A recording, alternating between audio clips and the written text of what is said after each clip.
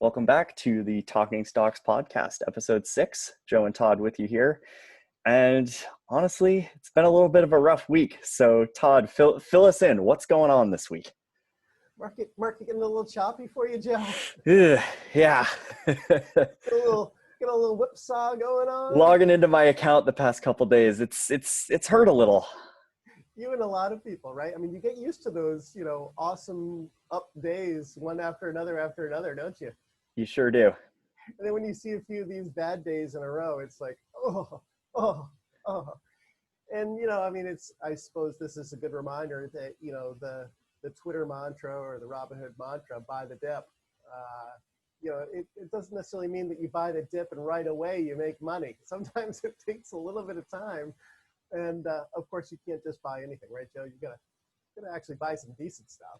Absolutely. We're definitely going to get into that. But before we do, I think there are a lot of folks out there who are they're looking at the market movement this week, and they're either just totally lost and wondering, why now? But I think there are also other people who are like, does this have to do with the election? So from what you've seen, from what you've heard, what do you think the kind of underlying reason is for this sell-off? Well, the first thing that I would probably say is that, if you read the headlines are usually going to be wrong on giving you the actual reason that's behind it. I mean, oftentimes, whatever the simple, easy thing is, they say, hey, this is the reason. So, today you had a lot of people talking about, oh, this is because of COVID numbers increasing and potential shutdowns in Europe. And I'm shaking my head going, yeah, because no one at all thought that we were going to get a second wave and the cases were rising. Right, like they've been talking about since May. The stocks are a discounting mechanism. So it's like, I have a hard time believing that all of a sudden, people are, oh, wait a minute, there could be a second wave. You're going to have some quote unquote, sounds pejorative, but I'm not trying to be, dumb money versus smart money. So maybe like retail money that looks at that headline and says, oh yeah, wow, look at how big these have spiked. Maybe I should get out, and they're clicking the sell button. And then of course that's getting more people clicking the sell button because, they're following the tape and they're getting their stop losses triggered, or the day trade crowd or the programmatic investors or whatever, right? I think it's probably more likely, based on conversations that I've been having with people, that big institutional managers are hedging some of their bets ahead of uncertainty. So they're looking at it and they're saying, okay, let's try and rein in some of our long exposure, just because we don't know exactly what will happen with the election next week and whether or not it will be a contested election. The good news is that's a temporary thing, right? I mean, theoretically, right? I mean, it's a temporary thing. The election will happen. We will have some clarity into either A, we'll have a winner, or B, we'll have a contested election, right? That's not the outcome we want, but that obviously is one step closer to clarity, right? Yeah. Because eventually a contested election results in someone getting in there and getting the seat. So I think that it's more likely, to me. Also, I had conversations with people who are like, oh, geez, I'm really concerned if this guy wins or if this guy wins. I just got to, I got to get out. I think that's an absolutely bizarre. I would not manage my account based on my own political opinions on who's going to win or who's not going to win, because the market has a tendency to buck conventional wisdom, and you may be so convinced in your thesis that you're ignoring the fact that people have already baked that in. And it could go the other way. I mean, I always go back to the whole, when Obama won, everybody thought healthcare was going to implode. It would never be the same. The industry was done, the sector was done. Your smart money move was to buy healthcare stocks on Obama's victory in 2008. You would have made a good pile of money by doing that. So I think that, you don't necessarily want to extrapolate whatever your personal bias or viewpoint would be. Now, that being said, Joe, I don't have any money in the market that I need. Right. So I can be patient. I don't have to, I can ride stuff out. I don't use margin. You know, I don't buy short-term calls or puts. I don't do those leveragey kind of things that, in my experience, do more harm than good. I rely simply on I'm going to go out, this is the money I have to spend to invest. I'm going to invest that money. And since I don't need to pay my bills within the next year, I have some room. So, I mean, it's different than some maybe people who are going out and unfortunately putting themselves in a situation where they can't be that patient.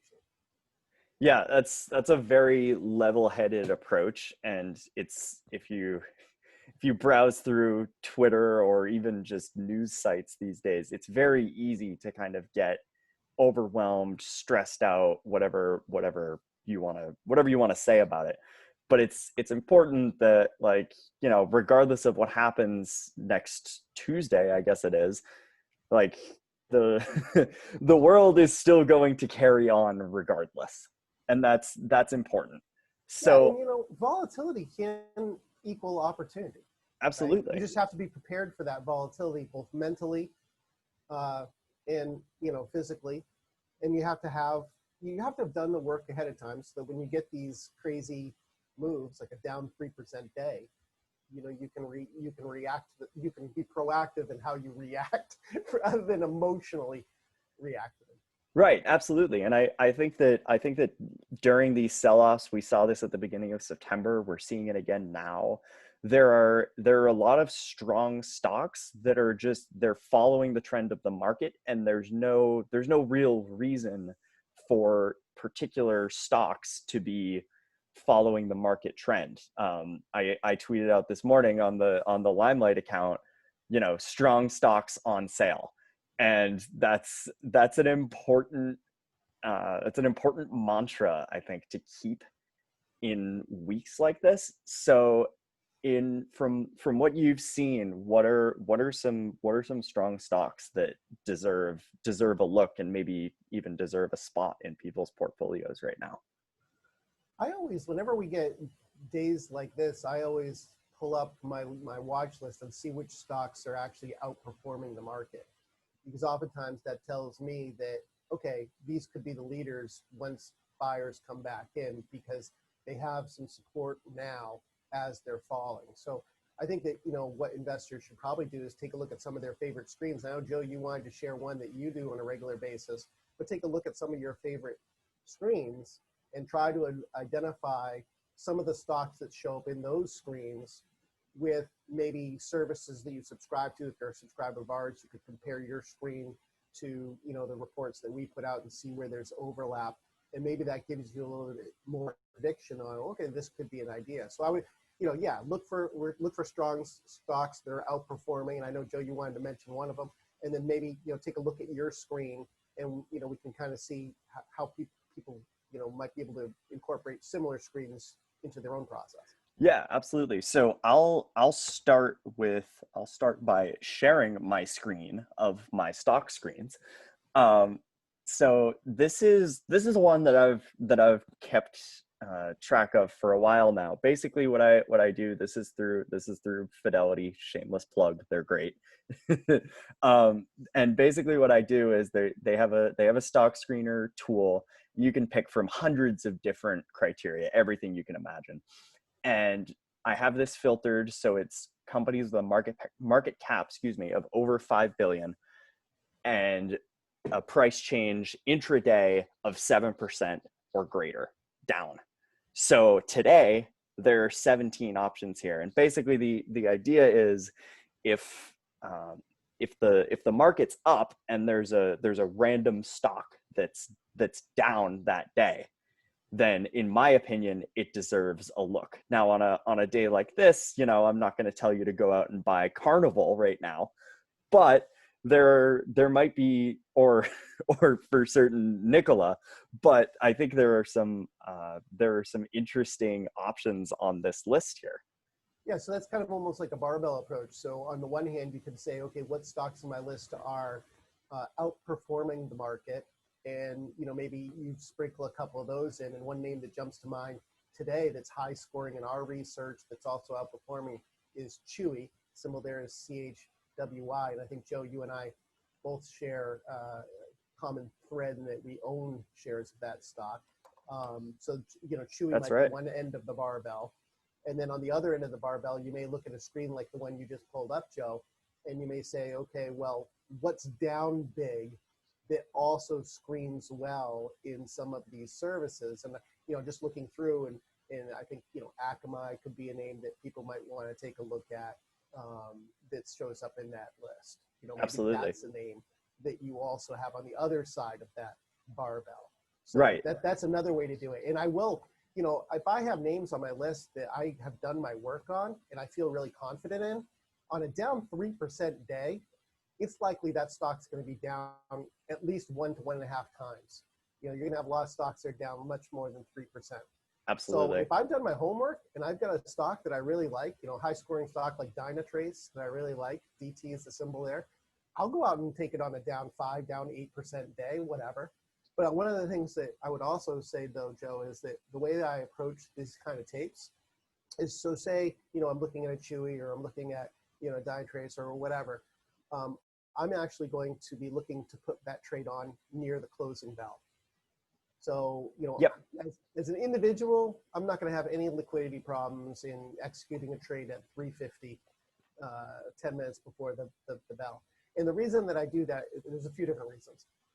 When you're first that wave down and you're getting those puke moments where people are just, oh my God, this is brutal, this is brutal, this is brutal. You will get some people who try to go in and buy the dip on the intraday. But then what will happen is they'll be met with sellers. So you'll look smart for buying it intraday for a little bit, and then the sellers will reemerge again and kind of punish you. And then as you get past 340, that's when the margin calls start hitting from the brokerage houses. Yep. So you get the people who have levered up who are now saying, I got to get out of the trade because I can't carry it overnight.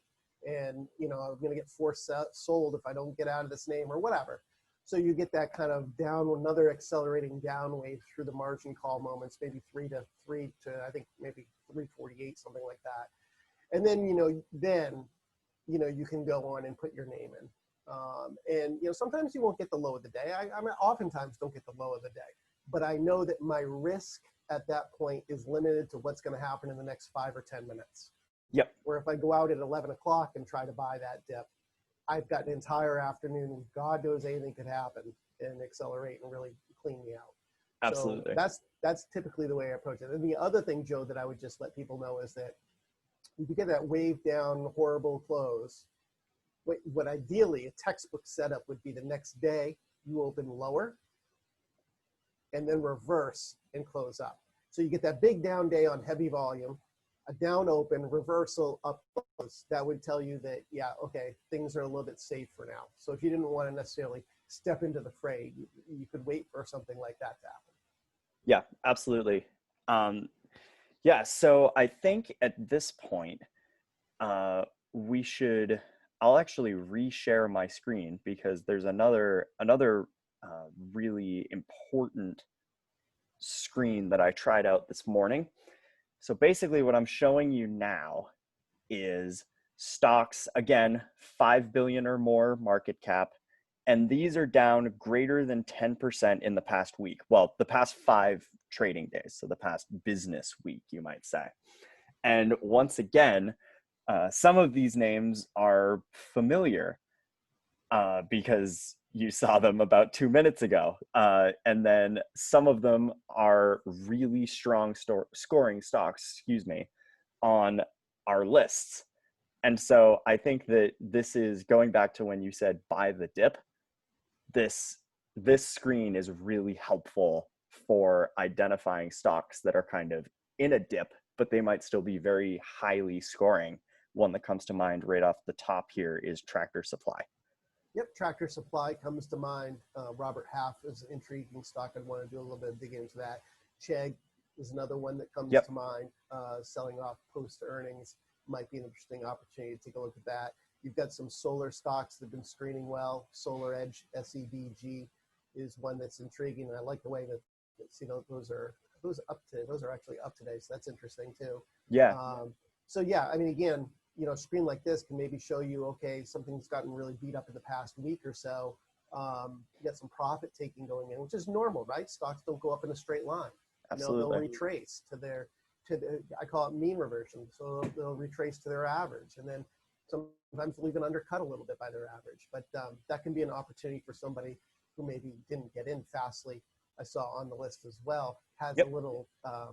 That's a little single stock risk because they have a significant amount of their revenue comes from TikTok, and there's been some questions of what's going to happen with TikTok. So you're going to want to see what they say about TikTok trends in their upcoming earnings report before stepping into that one. But that would be another one that people probably have on their watch list because it was high scoring and it's now retreating. Yeah, it's really important too. You can't just look at this list blindly. You have to do your due diligence, because if a stock is down more than 10% in the past week, there's usually a reason for it. Sometimes it's not a very good reason, like panic selling after earnings, or people just trying to free up some cash or something, or cashing out, you might say. But a lot of times there are really good reasons for a company to be on this list, and Intel, I think, is a great example. Yeah, like for example, an Intel. Definitely Yeah, do not go and buy Intel right now. yeah, I think I would definitely want to see Intel prove some things to me before I would be stepping up. I mean, there's other semiconductors though that are probably down this week that are strong scoring in our research that you can step up and take a look at. Absolutely. Intel is not Everything's one of down them. this week. It's just not necessarily 10%. I would Yes. definitely advise like AMD or Nvidia over Intel. Well, and that's one of the, you're kind of hinting at something that's kind of important, which is that you can have systematic idea generation like our research or custom screens that you do on your own, but that doesn't mean that you don't do the homework and make sure that those are ideas that actually you would want to become a co-owner in. I mean, ultimately, if you're buying shares, you're becoming a co-owner in that company. And I'm not a day trader. I like to buy stocks and then I will run them. I will ride them as long as my catalyst stays intact. And one of the things in the course that you took that I teach how to talk stocks at the University of New Hampshire, I give a very simple framework, Joe, for how you can go ahead out and do that homework. It's repeatable, it's very simple, it's easy to do, and it can really narrow people's focus down to, okay, yeah, this is an idea that I'm willing to be a co-owner into the stock or I'm not. Yeah, absolutely. I completely agree. So, moving on, uh, we published a piece this morning on Limelight Alpha, um, titled, "If Stocks Tumble on Election Worries, Here are the Top Stocks to Buy." Well, here we are. Stocks are tumbling. So why don't we highlight some really good examples of, as I was kind of saying before, stocks that are tumbling because the market is tumbling, and not because their thesis is broken, so to speak. Well, it's interesting that we talked about a couple different stocks that are outperforming. I would actually I went through this morning because that's kind of where my focus is right now. I wanted to see what stocks are outperforming. And again, you can take that barbell approach and use the watch list, your watch list, to try and find some names that have really been beaten up more than the market you can step into. But I thought I'd share my screen and kind of share a few different stocks that have caught my eye this morning because they're actually doing okay on an otherwise sloppy tape. So I'm going to share my screen now and get a good feel for some of these stocks, pull them up for us. Again, I'm using the MarketSmith tool for my charting service because I feel like it does a great job of putting a lot of information to a very easy format for me to digest. And Joe, you'll notice I just got the first screen up. I just have the S&P 500, and assume you can see that. Yep. Okay, great. So, you can see with the S&P 500, you've got us selling off pretty sharply now. One of the things that's interesting about MarketSmith is it does allow you to pre-populate some high probability technical trends. In this case, you see a cup with a handle potentially forming. Be interesting to see whether or not, this gap ends up getting filled, but whatever. That's, for the technicians out there, just take a look at that. But we already mentioned one of the stocks that's high scoring. We mentioned Chewy, and you can see how Chewy is really bucking that trend. And again, it's this whole concept of, okay, well, if we do have more people staying home because there are additional shutdowns caused by COVID cases, then maybe a company like Chewy benefits because people are going to the normal pet store. Instead, they're just going online and ordering their pet products and having them delivered directly to them. If you look at the article that we put out on Seeking Alpha with some of the top stocks to buy on election, down days because of the election, a few that are trading pretty decent when I looked earlier today. Polaris is one of them. You can see how that's trading up a little bit today, despite the bad tape. High single-digit earnings per share growth expected over the course of the next couple of years.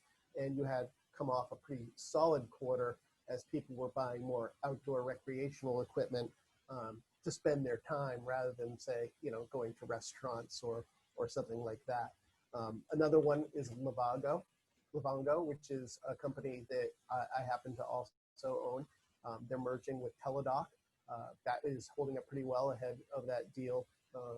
And I think that that's an interesting way to get exposure to Teladoc. If you don't own it, you could maybe pick up shares in Livongo. Another one is MedPace. MedPace is also trading up and has pulled back, pretty nicely to support double-digit earnings per share growth anticipated over the course of the next couple of years. And again, stocks do follow earnings over time, so that's one of the first things I always look for. And then on that same kind of recreational vehicle trend, Brunswick Corp. It's trading a little bit lower now, but it's still outperforming the market pretty solidly. And of course, they make engines for boats. And if anybody tried to buy a boat over the summer, they realized that the inventory is pretty low because people were buying them. So I think that that's another option for people. Those, again, high-scoring stocks that appeared in the research this week that are bucking the trend and might be worth adding to your watch list. Definitely. And you touched on some seasonality themes in there too. And it's important to note that in that article you put out this week, I believe there are 70 different stocks in there from across all industries, all sectors, all market caps. So there's really an option for anybody who's looking for just about anything on that list. Yeah, should be a little something for everybody there, Joe. And I mean, one thing before we jump, because I know we're getting long and our listeners probably want to go trade some stocks. But one thing that I wanted to just point out too is that, if you get a down 3% day, the temptation is to have that pit in your stomach and you feel just completely horrible, right? Odds are, at some point, if you buy that down 3% day, over the next 30 days, you're going to make money. At some point over that next 30 days. If you go all the way back to 2000, there have been 84 down 3% or more days. And roughly 90% of the time, the market has had a point along that next 30 days where it's traded higher than that close. So I would just say to investors, you may not get it, right at the bottom, you may, whatever, but maybe take a look. If we get a down 3% close today, take a look towards the end of the day for a couple stocks to tuck into your portfolio. You might end up finding that it treats you pretty well 30 days out. Yeah, great silver lining to end on. So we'll leave it there. We'll see you all next week. Take care. I go.